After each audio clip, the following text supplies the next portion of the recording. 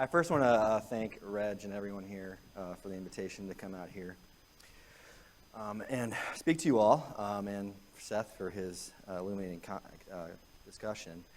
I'm going to sort of shift gears a little bit and first sort of discuss just some general concepts by which we as economists sort of tend to think or conceptualize some of the issues related to climate change.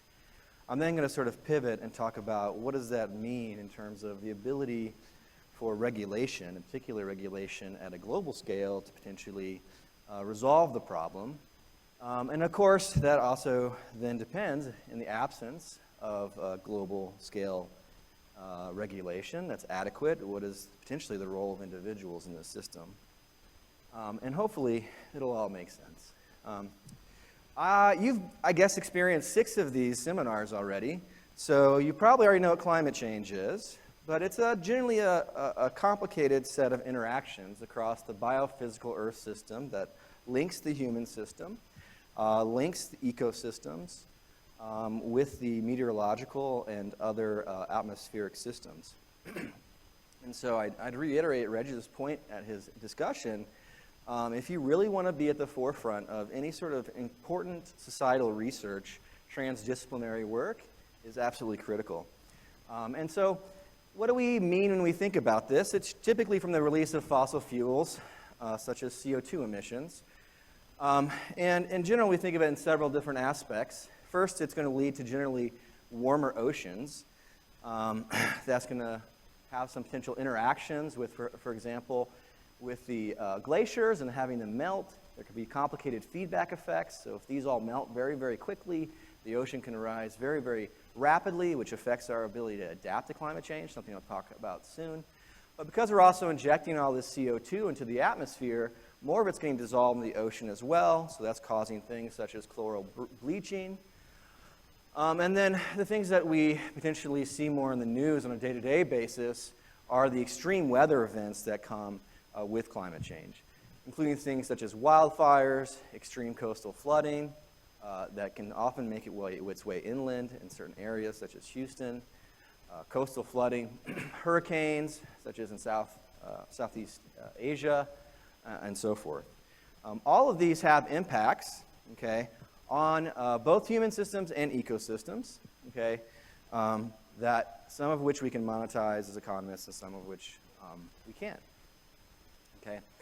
When we as economists think about how to address this challenge, we tend to focus on what we call efficient policies. And some might say that we focus too much on efficient policies, and we also need to think about the distributional impacts, which actually are a very critical component sort of achieving the ability to build electoral coalitions and so forth to sort of address this problem. And what do we mean by an efficient policy? Well, it basically is one. Were we to reduce greenhouse gas emissions for each additional unit, we would keep on reducing greenhouse gas emissions until the benefit just equals the cost from adding from reducing that 1 ton of emissions. Okay? And so the benefits of addressing climate change are going to be the foregone costs of it occurring. So our goal is to spend money, okay, bear some costs, okay, so that we can avoid the damages, okay, which generates benefits of climate change, okay. So to illustrate this, I have this picture of Bill Nordhaus, who is the first Nobel laureate environmental economist of this recent year, who is most famous for his work doing integrated assessment modeling. Again, that issue of transdisciplinary research comes to the fore, in a very famous set of models called Dyson and the Rice model. The way we think of this at the margin of these costs is known as the global social cost of carbon. Okay? Quite generally, it basically is the monetized global damages, okay, the things that we can actually quantify to the global economic system, okay, from all these interactions related to climate change, from reducing a ton of emissions, okay, by exactly 1 unit. So how do we know what the cost of doing nothing is? Well, it's the total damages, okay? And that's just the integral underneath this curve. And it's also going to be the benefits of doing something, okay? Typically, these estimates have come from integrated assessment models. These have been, in the earliest stages at least, sort of crude linkages of the global economic system with models of atmospheric chemistry and meteorology, effectively. Gradually, has become much more complex, and now these are vehicles that require mass interdisciplinary research groups to sort of resolve. The Obama administration commissioned an interagency working group on the social cost of carbon to advise it as to what should it use when the Environmental Protection Agency is anticipating sort of new regulations that target greenhouse gas emissions. Okay. This group included people like Bill Nordhaus, okay, as well as many others, and basically they took a bunch of estimates of these global social costs of carbon, and they came up with a number. Okay, and this number is denominated in a given year, okay, because as we release more emissions, this more CO2 accumulates in the atmosphere, and so the damages are nonlinear with respect to time. Okay, this estimate of these global damages from a 1 ton reduction of CO2 in 2015 would be roughly $36. Okay. All right. There has been a sizable new growth of literature called the New Climate Economics literature, which has examined how individuals and economies have responded from historical fluctuations in climate. Okay? And this has been used from recommendations from the National Academy of Sciences to update the damage functions that are used by these integrated assessment models to calculate these global social costs of carbon. So what do we effectively do? Well, we can imagine that the weather variation that we see in a given moment of time or time horizon reflects a sort of normal distribution of weather events. And so in a given time, in a sort of a single time frame, say a decade or a year, this would reflect the distribution of climate within that particular time span. Okay? If we then go to a different decade or different year, okay, we're going to see there's some overlap, but that distribution is potentially shifting. The mean is shifting, okay, as well as the extreme tails. So this distribution is getting flatter, reflecting the likelihood of more extreme events. Okay, we can then disentangle this different information and link this to different outcomes. Okay, what sort of outcomes are we talking about? Things like, violent crime, right? You have a really hot day. Potentially, that's related to climate change because may induce you to commit more violent crime. It could be things like crop yields, right, that are sensitive to temperature. It can be a few other things. Okay, and so giving these sort of observed historical human responses to these changes in climate, we can disentangle how people, through their revealed preferences, have sort of responded historically to these changes in distribution, in the distribution of the weather, okay, which then allows you to impute, okay, what a social cost of carbon that reflects a fraction of the damages. Okay, Billy Pizer, an economist at affiliated with Resources for the Future, and also with the National Academy, basically says we can update these estimates by linking them back with these general sort of flow diagram, which depicts a sort of typical sort of integrated assessment model. There's some socioeconomic module. It's predicting future population. That's going to release and predicts the economic activity. That's going to release emissions. There's going to be a climate module, okay, which takes those emissions, links them to, say, models of cloud formation, models of weather. Okay, then it tells us what are the impacts, what that links then to in terms of climatic impacts, temperature change, sea level rise, CO2 concentrations. And then, given these observed climate phenomenon, what does that mean for damages? Okay, so we take these from sort of the statistical side of things, and then we use it to update this particular damage module, which gives us monetized damages. Okay, and then we calculate this discounted stream over time, which gives us our social cost of carbon. Okay, so this is sort of how we are thinking about this challenge through this sort of integrated sort of systems sort of framework that we're talking about. Okay. A recent paper by Solomon Hussain and many other co-authors in 2017 in Science. This is sort of the sort of principal economic analysis that underpinned the recent 4th National Climate Assessment conducted by the U.S. government basically to calculate what were the damages to the United States expected from climate change, okay? The real figure to focus on here is this direct damages as a percent of GDP, and Solomon also gives, and his co-authors give this simple rule of thumb, okay? For every 1 degree Celsius increase in the global mean temperature relative to 1980 to 2010, okay, that's going to correspond to roughly a 1.2% loss in GDP by 2090, okay? Let's think about this in terms of some perspective. Just this past week, in advance of the current IPCC conference, the UNFCCC conference that's currently happening or is about to happen, okay? There was this 10th assessment sort of the global emissions gap, okay, where we've effectively taken all the pledges under the sort of UN Framework Convention on Climate Change. I'm speaking in acronyms, which I shouldn't. That countries have promised to reduce their emissions. And not surprisingly, they're finding that they're coming up short. And so, given the current amount of mitigation that's been pledged by countries, they're discussing roughly a 3 to 4% increase in temperature, okay? That would correspond to roughly a 4 or 5% change in global GDP by 2020, okay? Another figure to sort of think about here is sort of what are the components of those damages. This breaks them up by different components that we've been able to monetize using sort of this new climate economics sort of approach, okay? And where they're coming from in terms of the fraction of total costs, okay? A lot of them are coming from mortality, old people, children, etc. They're more vulnerable during extreme weather events, okay, which causes them to bear health costs and potentially have premature death, okay? In addition, these authors have also calculated these damages across U.S. counties. So then they've ranked them from poorest to highest, okay?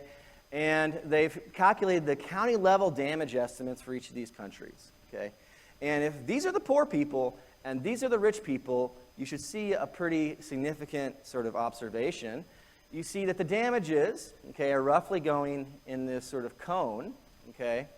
And the damages are largest with higher variability, of course, amongst the poorest, but roughly concentrated above the zero line, okay, and lowest for the more affluent, okay? So as Seth has discussed, there are clear distributional impacts in the United States from these effects, okay? And I'm actually going to show you the figure that he just showed in his slide, because that's where the tag team really comes into action. And so losses are not uniform and are likely to exacerbate inequality. This depicts those individual components, okay, across U.S. counties. So each of these little polygons here are U.S. counties. Agricultural yields, not surprisingly, hey, if you're in the northern part of the United States, a few extra degrees of warmer weather is not so bad, right? You can grow more things, okay? Mortality, we're going to have more significant impacts in the southeast and southwest United States, okay? Reflecting the fact that we're going to be observing more extreme weather days that are impacting vulnerable populations in these areas. And part of that also could be potentially driven by coastal damages from more flooding, okay? I'm not going to go through all of these, but basically if you take all these estimates, you get the figure that Seth had showed you, okay, previously, which is the total direct damages for the U.S., and this here is showing you the distribution, excuse me, of those damages across the U.S., okay? And as Seth has mentioned, of course, this is the Pennsylvania that he mentioned, and that is, in fact, a microcosm, okay, of these distributional effects, okay? And it bears repeating, okay, this figure is slightly different than what Seth showed, okay, is that these damages are also significantly correlated, or reflect a significant amount of inequality internationally, okay? Places where it's already really, really hard to grow crops, like sub-Saharan Africa, right, are going to find it much, much harder to grow crops when there's twice as many really hot days, okay? And so we're talking about a system by which, okay, our local impacts, okay, are moderate. You might say you're in the 0.5% range in the Philly area, okay, in the suburbs, to potentially a positive benefit, okay, a small, moderate positive benefit if you're in the western part of Pennsylvania, you're balancing a trade-off, okay, where you have these local effects versus these larger national impacts and these larger global impacts where you're talking about individuals who are already the most vulnerable and on the margin, okay, the least developed, okay? And their impacts are going to be especially large. Okay, so how do we balance these interests, and how do we think about these issues? This all affects our ability to resolve this challenge internationally. Okay, so that's sort of the benefits side of the equation. Okay, the cost of reducing emissions, the actual economic cost of reducing emissions. Turns out the estimates suggest, in line with what I think Seth has suggested. In fact, these technological trends that he's talking about are moving so quickly, actually. I think they're moving much faster than the literature is. But even the somewhat more recent literature suggests that the cost of deep decarbonization, which would keep you to below 2 degrees Celsius, and that is equivalent to a reduction in U.S. greenhouse gas emissions by 80% by 2050 relative to 1990, is between roughly 0.8 and 1% of GDP by 2050. Okay. A recent paper suggests that this could be achieved without increasing electricity. Sort of consistent with sort of what Seth has suggested. You know, this can come from many different mechanisms, okay, to achieve deep decarbonization. Okay. So if you're doing the simple math, roughly 1% of GDP versus 5% of costs, you know, roughly you're talking, okay, that, and these costs would be much lower by 2100, okay, reflecting technological improvements. You're talking about benefits that just on the carbon side vastly exceed costs, okay, just for the vantage point of the United States, okay. And as Seth has mentioned, an important critical component of this is the co-benefits. That are also generated from reducing emissions, such as reducing particulate matter. Okay, a really great article in the New York Times this past week on the cost of particulate matter globally. Just a few days ago, those costs, in some cases, in some areas, easily dominate and outweigh the cost of greenhouse gas emissions. So there does appear to be a disproportionate sort of focus on climate change at some level. But these are all part of an interconnected cost-benefit assessment that has to be considered. Okay, so how do we address these challenges through climate policy? Well, we can tend to think of sort of three options. The first is what we call mitigation. Okay, what we call mitigate. I call it mitigate the causes or reduce emissions. Okay. This provides benefits to everyone because it basically, no matter where you are, okay, is lowering damages, okay, globally. Okay, now there may be distributional impacts from this, where actually if you were getting benefits from climate change before, mitigation then is going to imply damages to you, okay. But globally, okay, mitigation is going to provide benefits across the entire Earth system. The second option is to just deal with the hot weather, deal with the extreme weather events, okay? And this is going to provide direct benefits to adapters, all right? So if you're thinking about this in sort of a context of economics that perhaps some of you may or may not be familiar with, this has characteristics of what we call sort of public good, okay? Because when I invest in mitigation, I can't exclude others from also enjoying the benefits of it. Whereas adaptation has the characteristics of a private good, okay? Like most of the goods that we consume in the economy, right? If I eat a banana, you can't eat the banana, right? That's the one I use when I teach this concept in my economics class, okay? Because if you try and take my banana, I will stop you from taking the banana, and then once I eat the banana, it's no longer in a form that you can consume it, okay? And that's what we mean by a private good. That's fundamentally different than mitigation. Okay, provides benefits to everyone. I can't stop others from consuming it. And when those other individuals enjoy the benefits of it, that ability for others to enjoy the benefits is not diminished. Okay. The third option is to mitigate effects. So rather than mitigate causes, we actually mitigate the effects. If we don't like that there's too much sunshine hitting the Earth, we release a few 100 million Mylar balloons, and we change the albedo coefficient so that less sunlight actually reflects and hits the Earth. Okay. Well, cool. somehow it's maybe a little bit darker out there between the sky. And what happens to those balloons? Well, you know, some of them hopefully, most of them hopefully won't make it into the ocean. But, okay, these are the sorts of large-scale ways of thinking that we might just address the fundamental issues, okay? If the problem is ocean acidification, add base to the ocean, right? Well, that's going to obviously have very complicated impacts and interactions with the ocean ecosystems, okay, that we as humans don't fully understand or appreciate, and in my opinion, will never probably be able to appreciate. Okay. So because of these challenges, these are sort of the three challenges that we can think, three policy levers or mechanisms, you might think, to address the challenge. Why can't we solve this problem? Okay. Or why have we not been able to solve the problem thus far? Okay.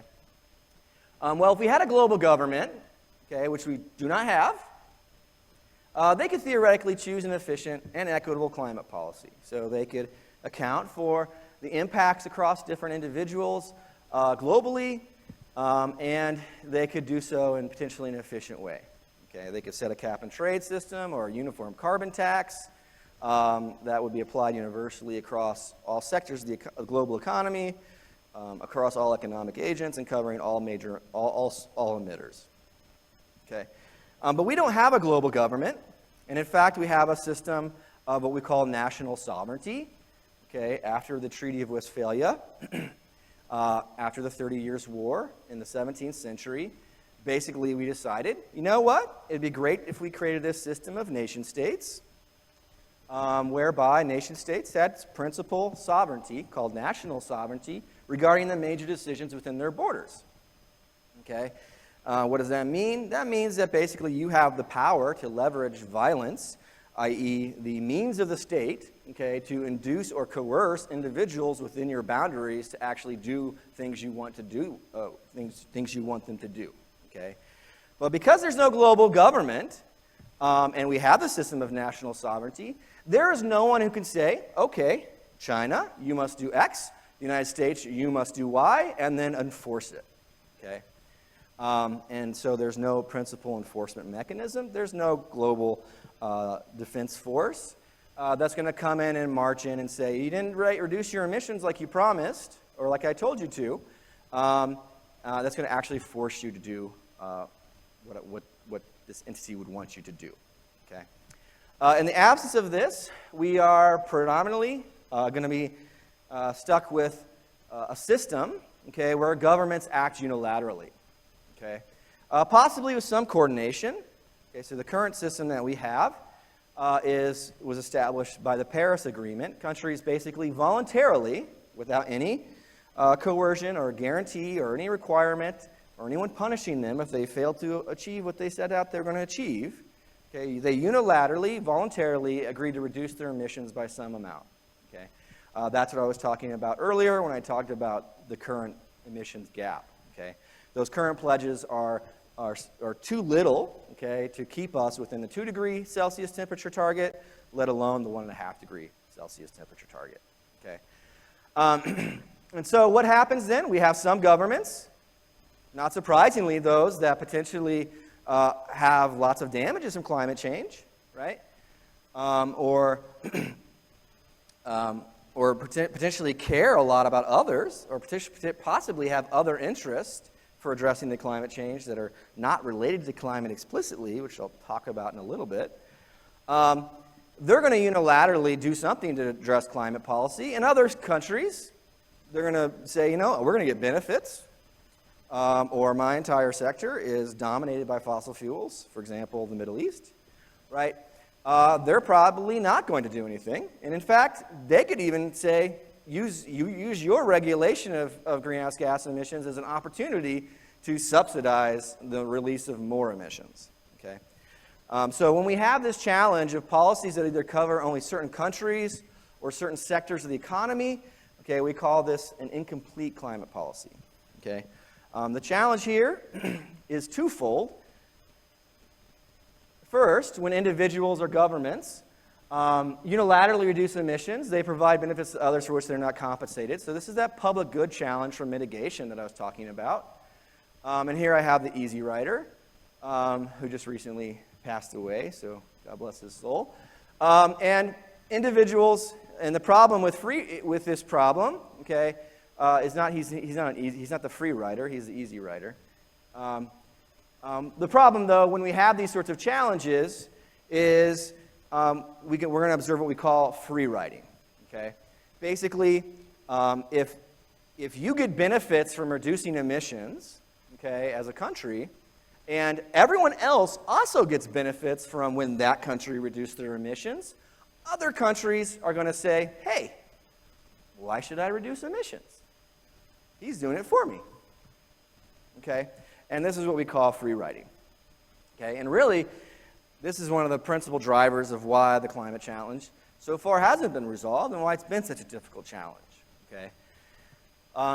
And the extent that free riding is an issue depends upon the social cost of carbon that a government wants to consider when making mitigation decisions. Okay, so that interagency working group on the social cost of carbon that I mentioned earlier actually recommended that U.S. regulation to reduce greenhouse gas emissions through the EPA or other regulatory agencies should use a global estimate of the social cost of carbon. By imposing that, if all countries did the same, okay, this free riding problem wouldn't be an issue. Okay?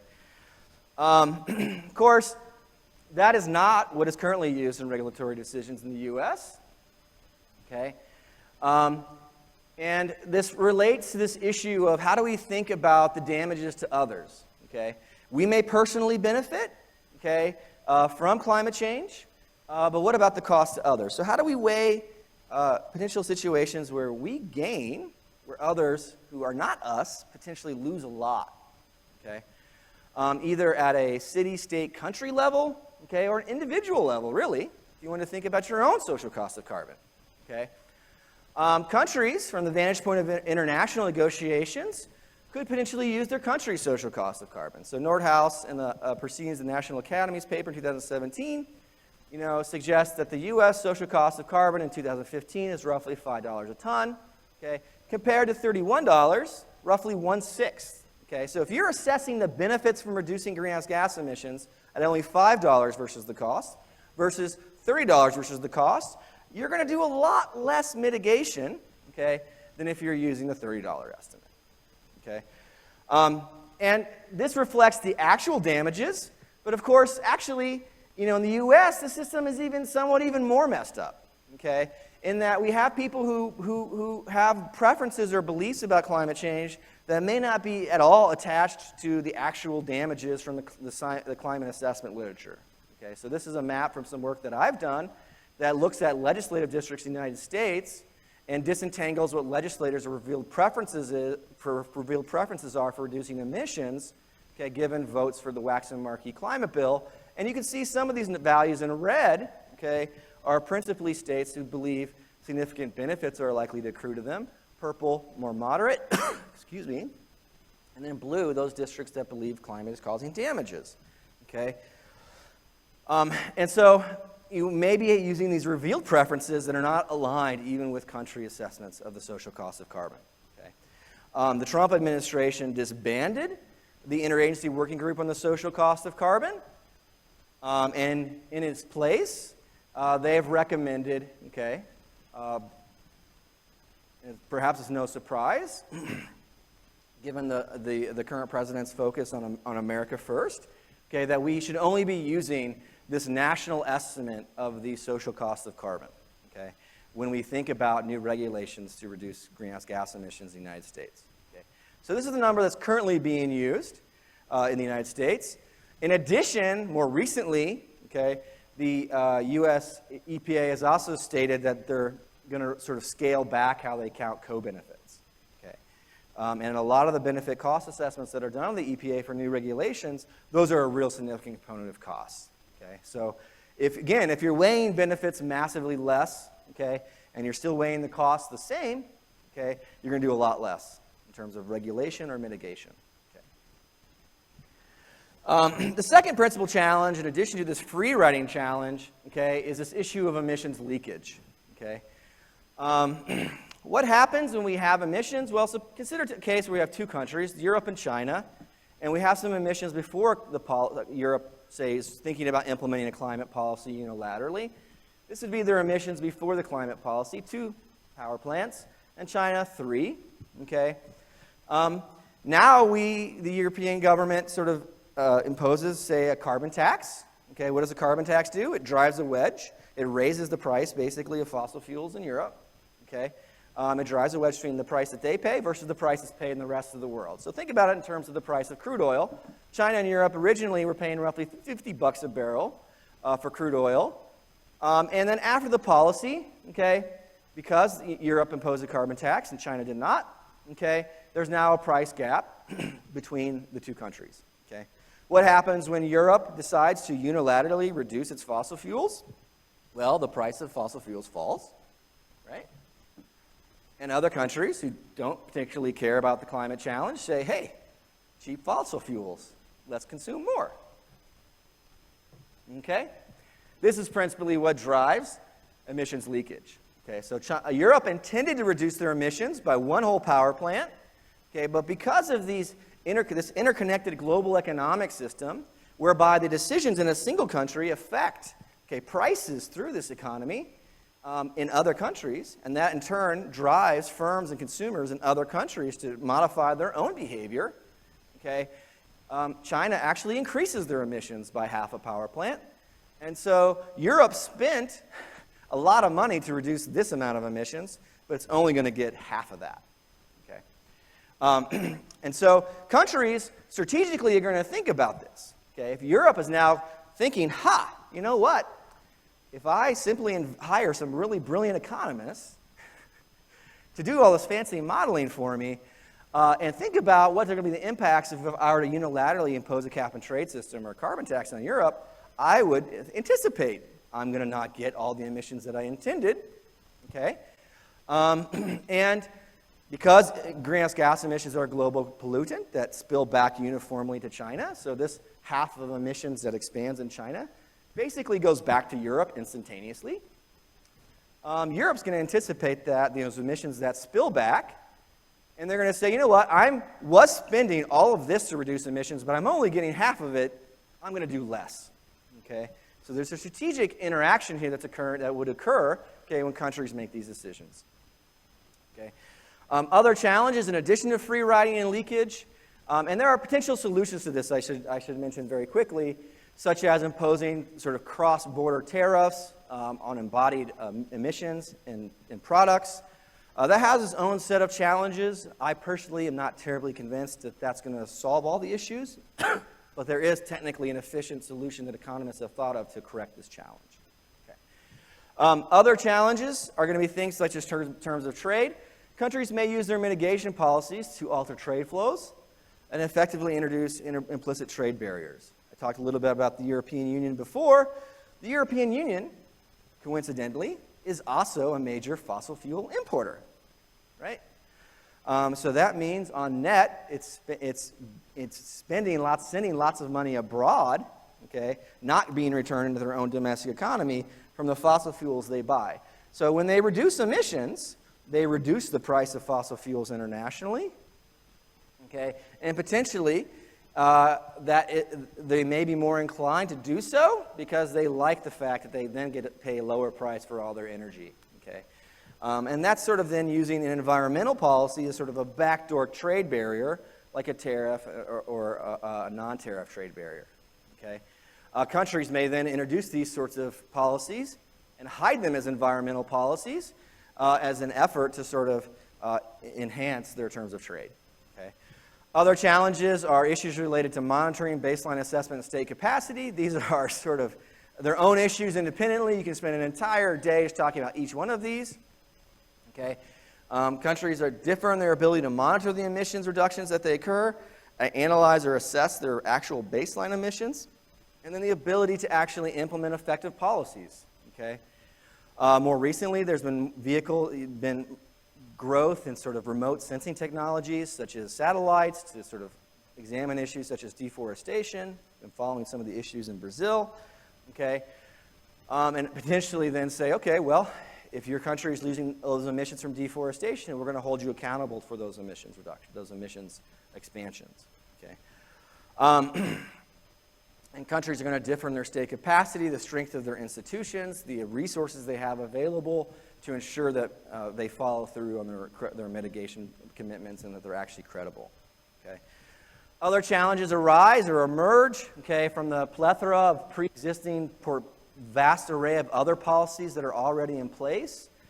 Other potentially distortionary political constraints. We mentioned there are significant distributional implications from climate policies.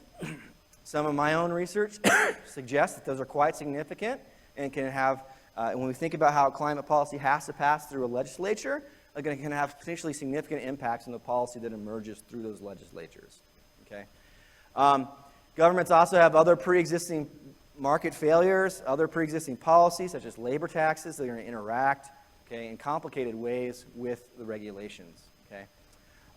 In addition, countries are likely to play sort of what we call a Nash game, okay, where they think strategically about how their policy choice impacts the other country's policy choice, which in turn affects how they in turn respond and make their policy choice. Okay, so entrenched in this notion of game theory, we can model how governments essentially behave strategically. Okay? And the policy choices that individual unilateral governments make can alter the global economy in different ways, which in turn can affect the policies that other governments are willing to choose. So this reflects some of my research that I've done looking at some of these Nash games, okay, where I'm actually able to show that if a country were to use a tax, okay, this would be sort of the implicit net costs and benefit curves facing that country. Some country not J were choosing a tax. Country J then would be looking at net costs and benefits as follows. They're going to choose potentially this emissions level if they were to stick with their, to reduce their emissions. Okay? Whereas if the other countries are actually imposing a cap, okay, they may actually do more. Why is that? Because if other countries, say China, were to impose a cap on emissions, okay, when I'm thinking about how I want to impose a policy to regulate my own domestic emissions, say in the United States, okay, I'm going to understand that this leakage phenomenon that I mentioned, the spillback the phenomenon that occurs concurrently with it, okay, is going to be eliminated, okay, because I know no matter what the fluctuations in the global prices are going to be, China's emissions are always going to remain at the cap that they've chosen. Okay. So if I know that basically when I impose my policy, it's going to have less leakage on other countries and less spillback, I'm willing to do more, okay, and choose a more stringent policy and a more effective policy myself. Okay, so policy instruments do matter, okay, and they have important strategic interactions, okay, across the entire global policy system. Okay, this is really just the tip of the iceberg, of course. CO2 is a stock pollutant, okay? So even if we could reduce course today, greenhouse gas emissions already in the pipeline would lead to an additional 0.3 degree Celsius increase in global mean temperature. Okay, why? Because we've been basically, since industrial era, been adding and adding and adding more CO2 to the atmosphere. Okay? And this shows the cumulative contribution, okay, from history all the way to present across the different countries. Okay, so the European Union, the United States, they were the first industrializers. They were significant contributors of emissions basically up through 1980. And then suddenly you had the late industrializers after the collapse of the Soviet Union, China, India, etc., okay, which are now larger contributors of greenhouse gas emissions. Okay, but what matters is the share of, say, Europe's emissions, okay, divided by the total area underneath this curve, okay, from the greenhouse gas emissions challenge. Okay? And a lot of these countries have made these decisions to release emissions. They didn't know what climate change even was. Okay? And so most of the current stock of emissions comes from major industrialized countries. Other countries who are not currently industrializing say to themselves, hey, wait a minute. You guys have all this beautiful economic growth. You have high GDP, higher development than we do. And that's because you were able to emit all these emissions historically. And now you're asking us to reduce emissions ourselves, but we are at a much lower development level. We're going to incur massive costs to do so. Why would we do that? Okay, you should have a greater burden because you created more to the problem historically. Okay, and so this curve sort of reflects sort of a similar sort of piece of that story. This depicts the share of global emissions. So again, this area divided by the area of all, okay? For a particular country, this is the share of the global social cost of carbon, okay? And then the circle reflects the size of the GDP, okay? And this is all the countries, and this is a snapshot within this figure here, okay? Blue values denote actual benefits of the social cost of carbon, and red costs, okay? What this is basically showing you is that certain countries have small share of the cost, global social cost of carbon, but are a significant share of global emissions in 2013, okay? These countries over here, to the left of this one-to-one line, potentially should do less. Those to the right should potentially do more, okay? Based upon these historical burdens and these differential abilities as reflected in their income levels. Okay? Given this, it's important to note that, you know, this issue of free riding, the ability to basically just take what other people do, okay, and the benefits that other people achieve for you in terms of their mitigation, either at a country level or an individual level, is not a fait accompli, okay? As I've mentioned, it's functionally related to this idea of what the social cost of carbon a country should use when they make policy decisions. At some level, that reflects whether you have empathy, right? If you, as a country, are thinking about just the benefits to your own people, right, where you know the cost incurred to everyone, okay, then you're not being functionally empathic and absorbing or weighting the costs that others bear, okay? And really, when we assume all countries use the global social cost of carbon, we're basically assuming that we have this collective ability to be empathic, reflecting the issues of the global challenges sort of before us, okay? Whether you want to be sort of Gandhi or America first, okay? And getting the policies right at a country level is going to depend upon a realistic assessment of other countries' current policy actions, future will, capacities, and political constraints, okay? But these need not constrain us from pushing for long-term policy that is potentially both efficient and equitable. You know, when I saw the March for Our Lives, there was a bunch of young people marching on Washington trying to say, you know what, this old regime, this old world order that so many of our parents and grandparents took for granted as being something that we could not change, they simply said, why? Why can't we change it, right?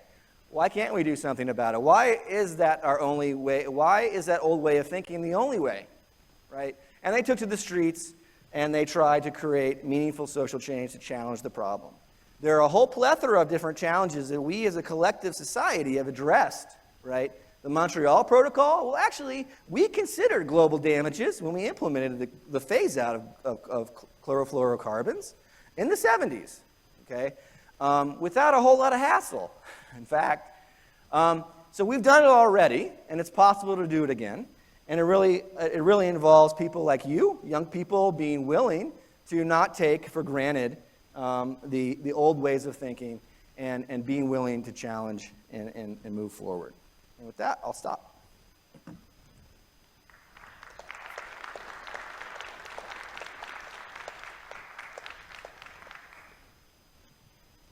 Questions? And this is Seth's plot to make me answer all the questions.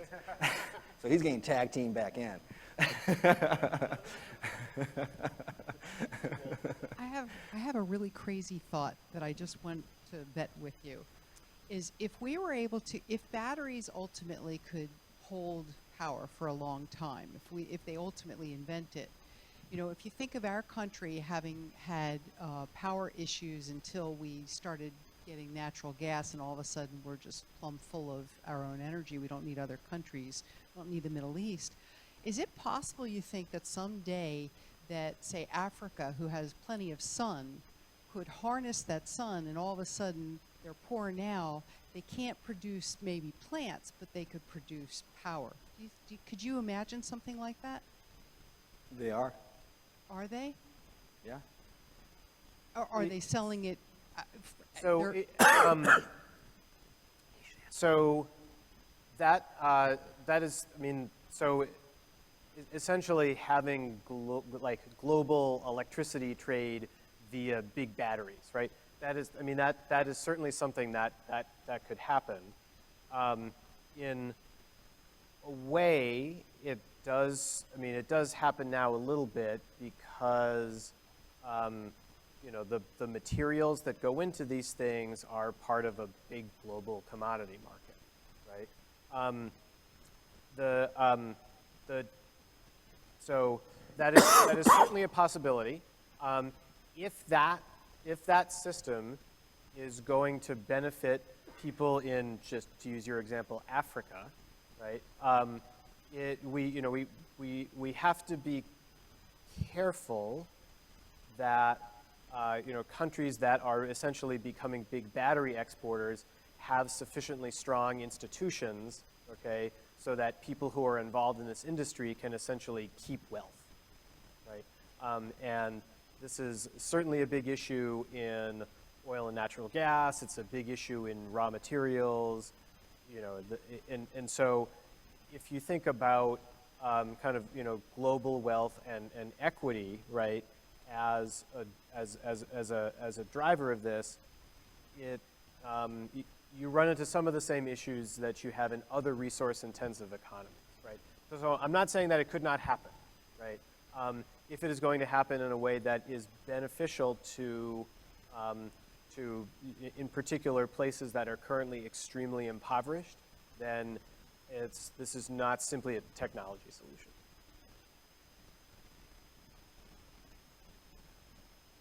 On? Yeah. One of the things that I've read about quite a bit on this, and see here too, it's often appears to be framed in the sense of mitigation being, we're willing to lay out money now to, you know, at cost to, say, the United States to save the world. And I wonder if there's another way to think of it in a much more positive sense, in the sense that mitigation involves technology, which is, one might think, the technology of the future. And the example I think of is China with electric buses. You're probably familiar that China decided 5 years ago that they were going to create an electric bus industry. Now they own the market in the whole world for electric buses, and they're producing a hell of a lot of them. So if the United States could turn their policy view to the sense that we can become the energy leader of the new energies, then it's not a matter of dumping money into a black hole in the hope of averting, you know, bad things in the future, but instead it's a step forward into even more economic growth and prosperity for the whole world, but incidentally the United States as well. Is that something that economists are thinking of that way? Yes. Yeah, there's a whole literature on what we call learning by doing, and sort of this idea of early adopters being able to sort of generate sort of early economies of scale, potentially lower the costs in the long run, potentially create these new market niches of you know, renewable energy, green jobs, what have you. That's going to be a piece of the puzzle. The question then is how much of that is really likely to occur, and I can't speak to that myself because I don't do work in that space. But you know, I think that is definitely a piece of the puzzle that a lot of countries, like Europe, for example, or the European Union, the countries in the European Union, have given some thought to. You go there, you're going to see you see a modern society that, you know, is taking these things very seriously and trying to create sort of the early leadership in those industries, and hopefully have that leadership going forward. And so, yes, I think you definitely think of it as a way to, you know, have a new industrial future and be a part of that new industrial future. So I'll say I think about this a little bit of a different way, and in part because so Joel talked about kind of about global strategy and, you know, countries essentially as kind of, you know, thinking of themselves as being, you know, as basically being players in this big global economic chess game, and so China, for example, they did the same thing with solar panels that you described them doing with electric buses, right? And they basically made a decision that they were going to have, that basically they were going to dominate the solar panel production industry, right? And they were able to do that in part because of some strategic moves that they made, and in part because of some natural economic advantages that they have in producing solar panels. So I think about this as a little bit differently. I think about energy and economic development being coupled, not necessarily in the sense of dominating some market for energy technologies, right? To me, energy is very much like a value-add kind of platform, right? And if we can essentially get to the point which we are getting to with electricity, okay, other energy sources or sectors are more difficult, okay, where it is becoming very cheap, right, and it is, you know, becoming more environmentally benign, then that becomes a platform on which we can do other, you know, basically we can do other things industrially. Hi, so my question is related to how we can take personal responsibility, because I know a lot of this high-level stuff is, you know, what can countries do, what can nations come together and do as policy, but it's kind of disempowering. I think a lot of us think about that because, you know, we're not politicians, we're not leaders of organizations that are pushing for these policies. So what can we do? And I think there's been a push in the past for reducing your personal carbon footprint, and by far, in a way, what I've seen the most effective way to do that is to reduce our meat consumption. And I'm wondering if that's something that you would, I guess, push for in terms of your personal responsibility. Of people saying, you know what, you may not have the power to, you know, push politicians to a certain policy, but what you can do is, you know, as a consumer, vote with your wallet and support policies that are, you know, one of the best things you can do for the economy.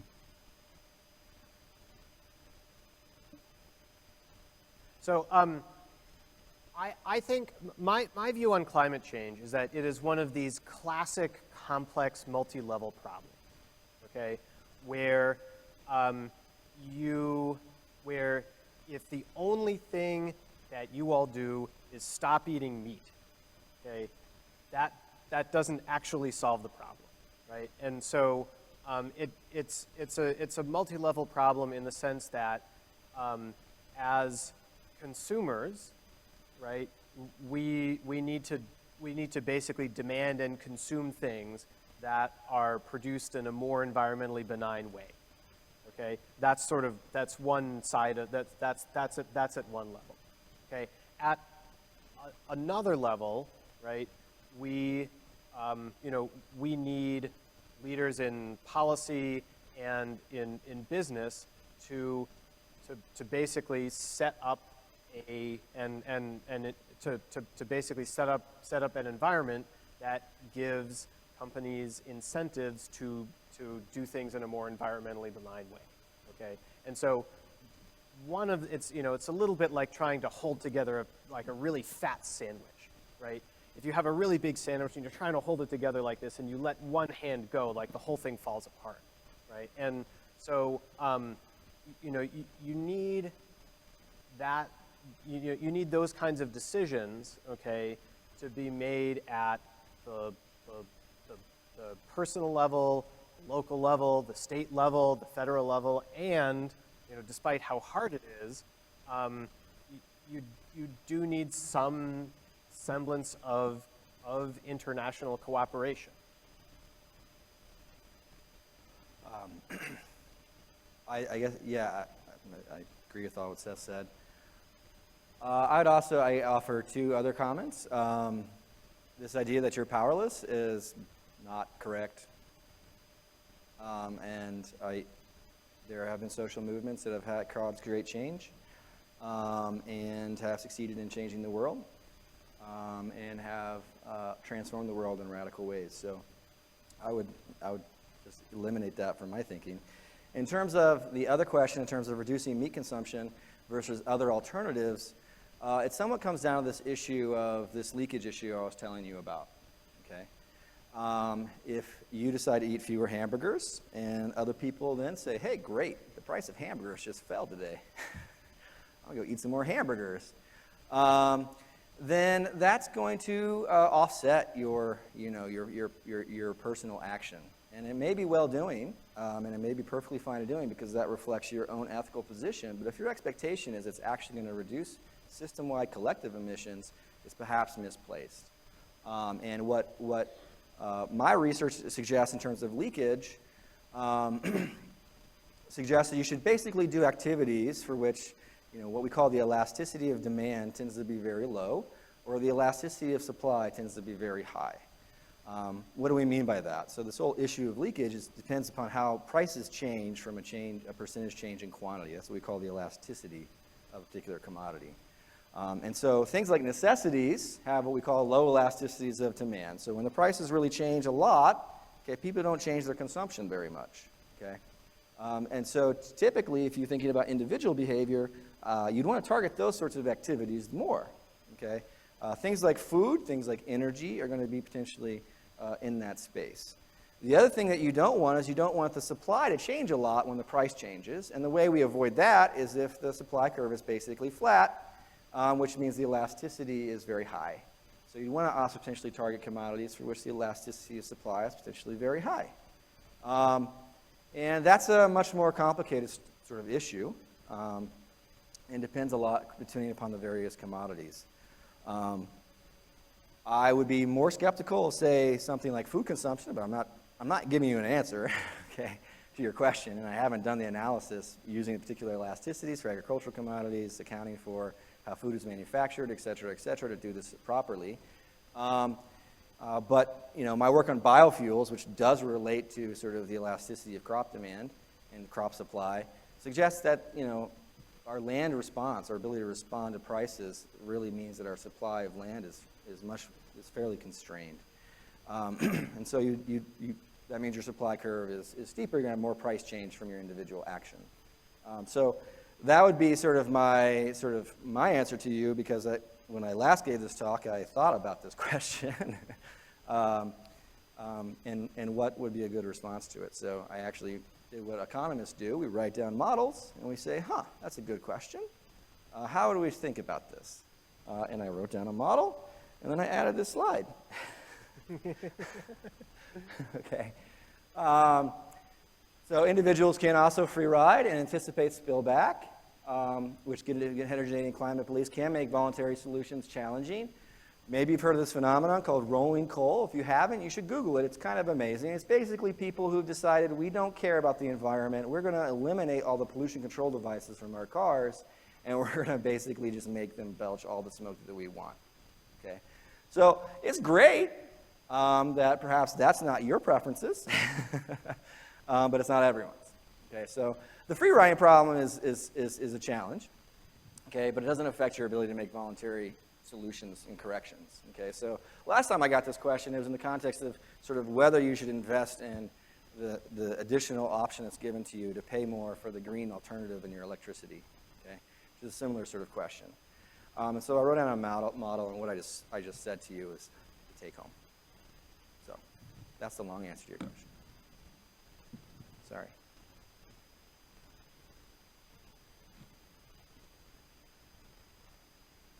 Thank you guys for being here. I'm an adjunct faculty person here at Del Val, and I'm on the One Health Planning Committee, so it's good to have you here. And you're imparting a lot of information that people like us adjunct faculty members teach this stuff and use. So the 3 points about mitigating causes, adapting to climate change, and then, of course, the geoengineering for mitigating effects are important. But, Joel, you touched a little bit on the buzzword of resiliency and used that I'm sorry, maybe Seth. I'm sorry. As far as the White House approach to using the term resiliency to sort of mask not doing anything. And of course, we all know resiliency is an important part of hazard mitigation. So did you want to say any more about that?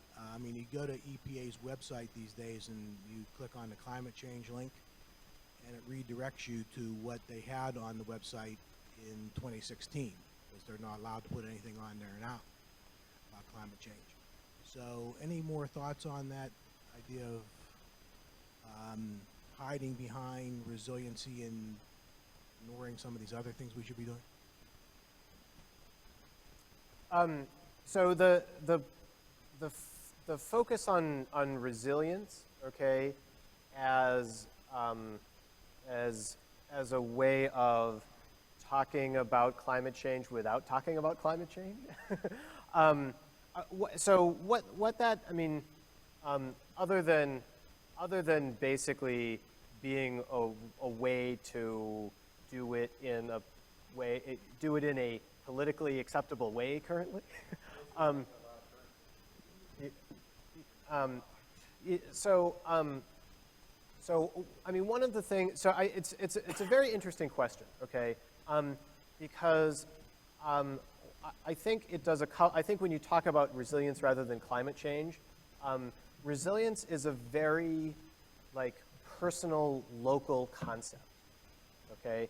And I think that talking about resilience rather than global climate change, right, it still makes you, I mean, it still gets you to think about what the impacts are going to be, right, about increased frequency of severe weather events or flooding or things like that.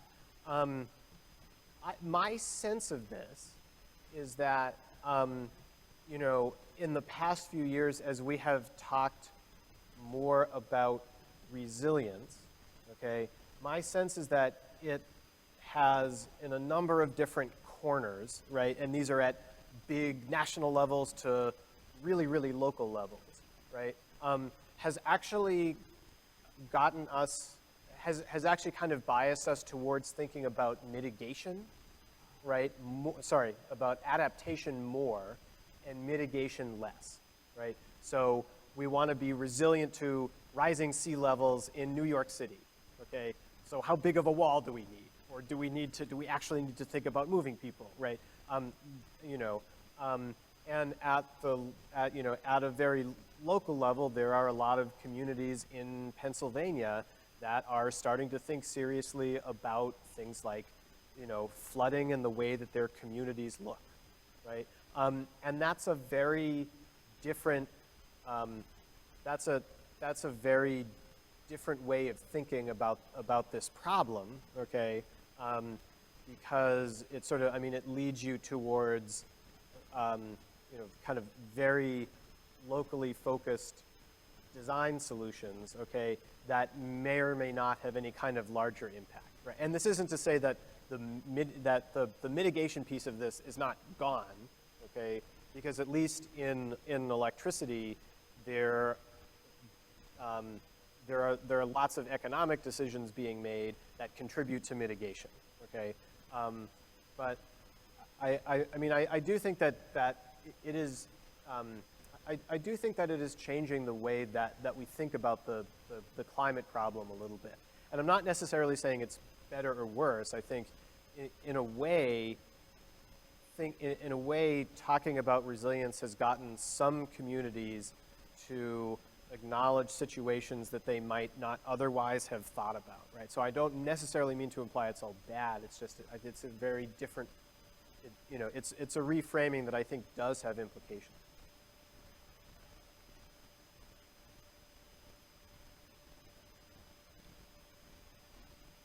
Thank you both for coming out tonight. Joel, a question for you, following up your comments on the need for empathy. How would you as an economist suggest that empathy be monetized, or how do you get people to be more empathetic from an economist's point of view?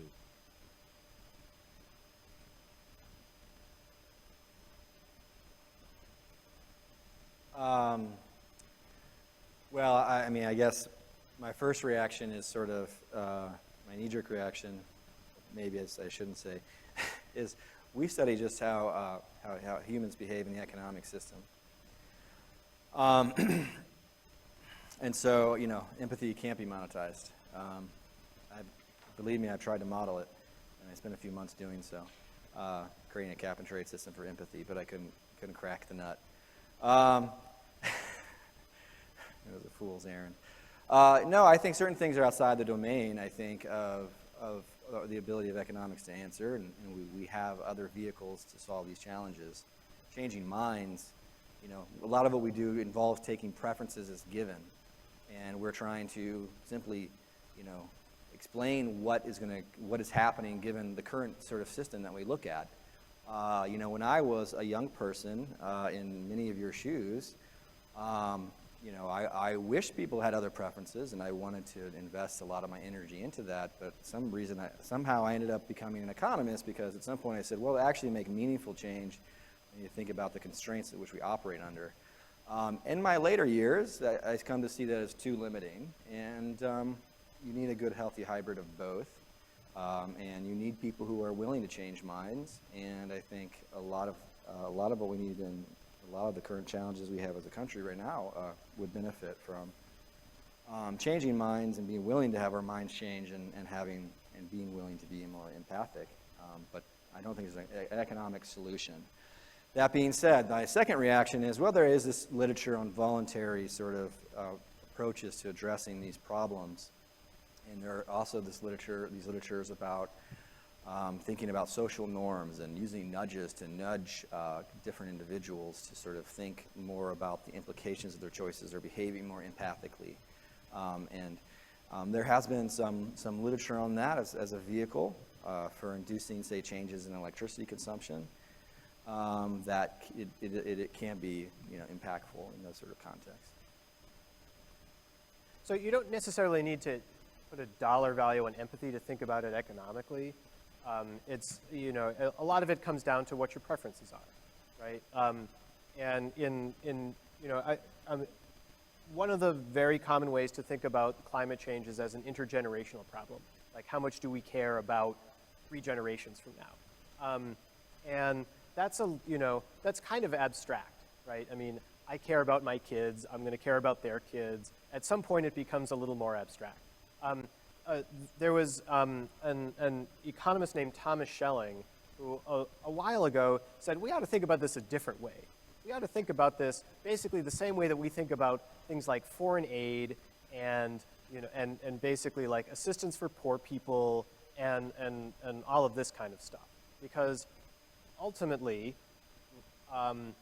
when we, if we spend money on mitigation, okay, the people that are going to benefit from that are disproportionately poor, right, and disproportionately not in the United States, right? And we engage in foreign aid all the time. We engage in aid for poor people all the time. And so his argument was that this is essentially no different, right? And because because our preferences are to help people in other countries, to help people who are less well off than we are, then we should be just as willing to invest money in basically in climate mitigation, because it will have the same effect.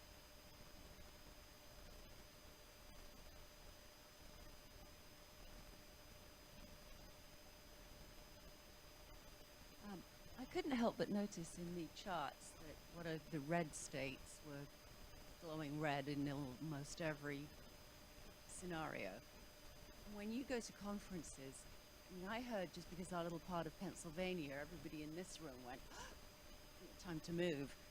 What are they saying when you go to conferences? Because you must be meeting far more people from red states than we are. When you mean red politically? 16, yeah, those Okay. red states are red in your charts. And surely the gasps you heard here, you're hearing there. What are they doing?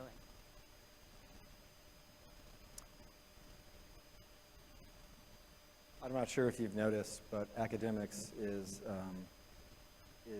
not the most politically diverse field, profession, no matter what state you're in. So at conferences, there may be slightly more heterogeneity, economics is slightly more diverse than some other fields.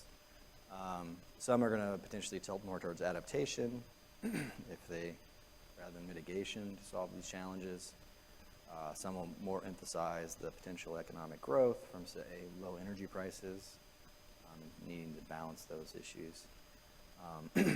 But I think, most of the mainstream economists would sort of argue that the benefits and costs here are in a situation where some moderate action, even at the least, is needed. And then from there, there's a range of differing opinions.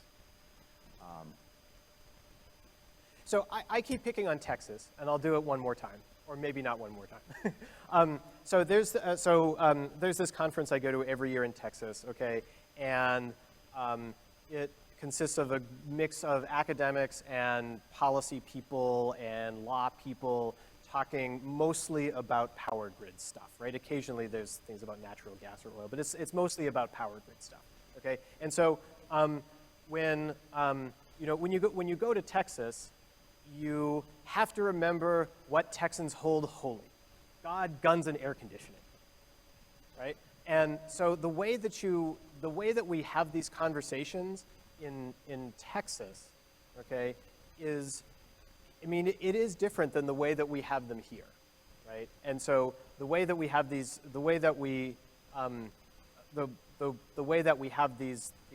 conversations in Texas about, say, like about wind energy, for example, is largely around wind and economic development, and we can, sometimes it's around energy security, although when you talk about energy security in the power grid, it's a little bit of a red herring because we actually import almost no fuel that we use in the power grid. So, we tend to sort of frame it in those terms. In a place like, in Louisiana, right, which is one state next door, but is a totally different world.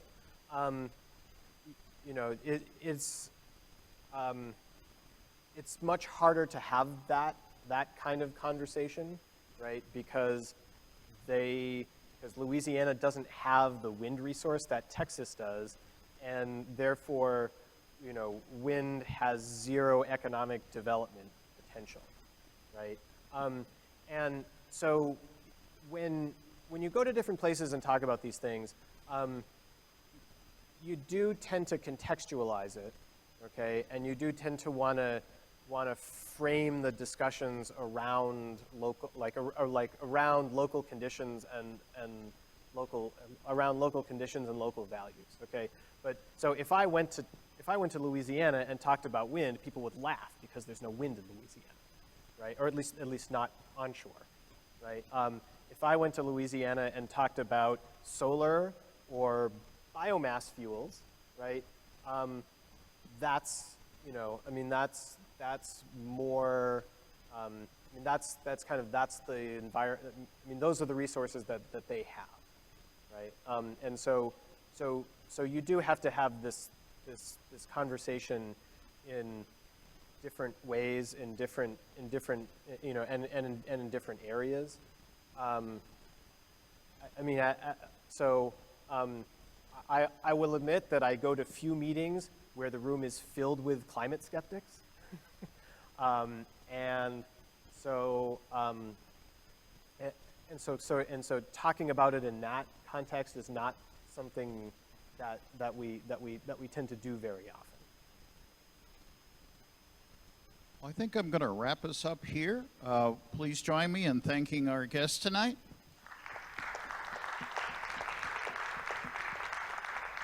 I'd also like to thank our co-sponsors tonight, the Heritage Conservancy, Bucks County Audubon Society. They both have pamphlets and information outside.